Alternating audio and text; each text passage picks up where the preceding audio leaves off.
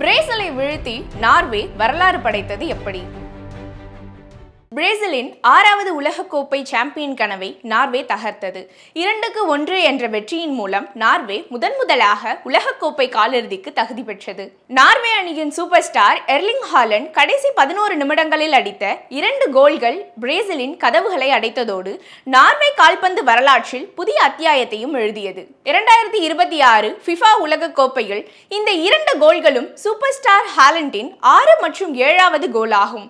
Mbappé, Messi, ரொனால்டோவுக்கு எந்த விதத்திலும் தான் சளைத்தவரல்ல என்கிறார் ஹாலண்ட். கடைசியில் தனது கடைசி உலகக்கோப்பையை ஆடும் நெய்மர் ஒரு பெனால்டி வாய்ப்பை கோலாக மாற்றி பிரேசிலுக்கு ஆறுதல் கோலை அடித்தார். ஆனால் அப்போதே பிரேசில் கதை முடிந்துவிட்டது. நெய்மரும் ஸ்டேடியத்தில் இருந்த பிரேசில் ரசிகர்களும் கண்ணீர் சிந்தினர். பிரேசிலின் துரதிர்ஷ்டமோ அல்லது நார்வே கோல் கீப்பர் ஆர்ஜன் நைலண்டின் திறமையான கணிப்பா என்பதை கூறுவது கடினமாக இருந்தாலும் பிரேசில் ஸ்ட்ரைக்கர் புருனோ கிமாரேஸ் இடைவெளிக்கு முன்பே பெனால்டி கிக் வாய்ப்பை தத்தி ஓட அடித்து கோட்டை விட்டதை தான் பிரேசில் ரசிகர்கள் பேசுகிறார்கள். நைலண்ட் தடுத்து விட்டார். அவரை தவறான பக்கம் டைவடிக்க வைத்து வேறொரு பக்கம் கோலில் அடிக்கத்தான் தத்தி ஓடி அடிப்பது என்பது வழக்கமாக இருந்தது. ஆனால் இம்முறை நார்வே கோல் கீப்பர் ஆர்ஜன் நைலண்ட் மிக துல்லியமாக டைவடித்து கோலை தடுத்தார். அத்தோடு பிரேசில் ரசிகர்கள் வீரர்கள் மனங்களையும் உடைத்து போட்டார். ஆட்டத்தின் 70வது நிமிடத்தில் கூட ஆப்டா அனலிஸ்ட் பிரெடிக்டர் 34% பிரேசிலுக்குத்தான் வாய்ப்பு என்று பறைசாற்றியது. ஆனால் கணிப்பானுக்கு தெரிந்தது பிரேசிலுக்கு தெரியவில்லையே. போட்டியின் தொடக்கத்திலேயே நார்வே அதிரடி காட்டியது. 3வது நிமிடத்தில் மார்டின் ஒட்டேகார்ட் வழங்கிய அற்புதமான பாஸை தொடர்ந்து ஜூலியன் ரயன்ஸ் உருவாக்கிய வாய்ப்பை பேட்ரிக் பெர்க் கோலாக மாற்றினார். எனினும் ரயர்சன் ஆஃப் சைட்டில் இருந்ததாக தீர்ப்பளிக்கப்பட்டதால் அந்த கோல் ரத்து செய்யப்பட்டது. இதற்கு பிறகு பிரேசிலுக்கு பெனால்டி வாய்ப்பு கிடைத்தது. மதேயூஸ் குன்ஹா மீது கிறிஸ்டோபர் அயர் செய்த தவறுக்காக வீடியோ உதவி நடுவர் பரிசீலனைக்கு பிறகு பெனால்டி வழங்கப்பட்டது.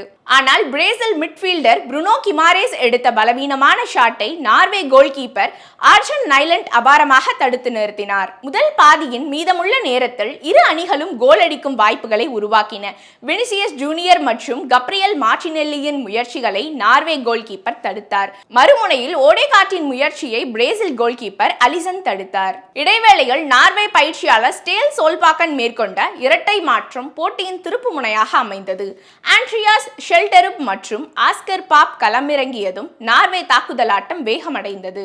81வது நிமிடத்தில் ஷெல்டருப் வழங்கிய துல்லியமான கிராஸை ஹாலந்து உயரமாக எழும்பி தலையால் முட்டி கோலாக மாற்றினார். கிளப் மட்டத்தில் தனது அணி தோழரான கப்ரியல் மகல்யாஸை விடவும் உயரமாக எழும்பி தலையால் முட்டிய அந்த கோல் நார்வே ரசிகர்களை மகிழ்ச்சியின் உச்சத்துக்கு கொண்டு சென்றது. கூடுதல் நேரத்தில் மீண்டும் தாக்கிய ஹாலண்ட் ஷெல்டருப்பின் பாஸை பெற்று பாக்ஸின் விளிம்பிலிருந்து தாழ்வான ஷாட்டால் வலைக்குள் செலுத்தி 2வது கோலை அடித்து பிரேசிலுக்கு ஆணியறைந்தார்.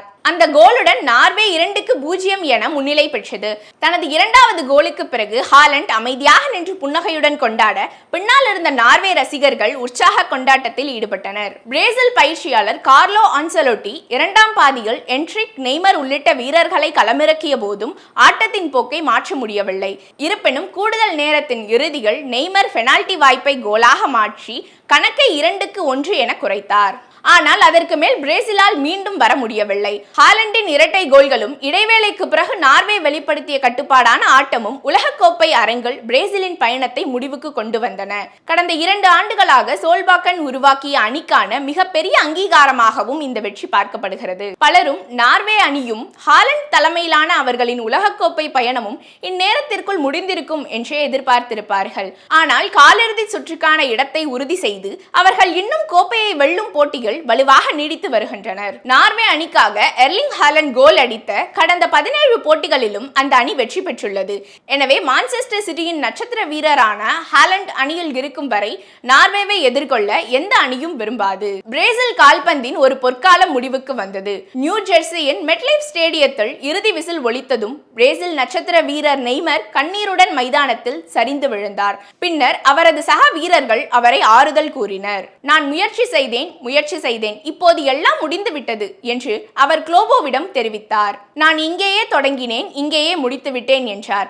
2010 ஆகஸ்டில் அமெரிக்காவுக்கு எதிரான நட்பு ஆட்டத்தில் இதே மெட்லைஃப் ஸ்டேடியத்தில் பிரேசில் அணிக்காக நெய்மர் அறிமுகமானார்.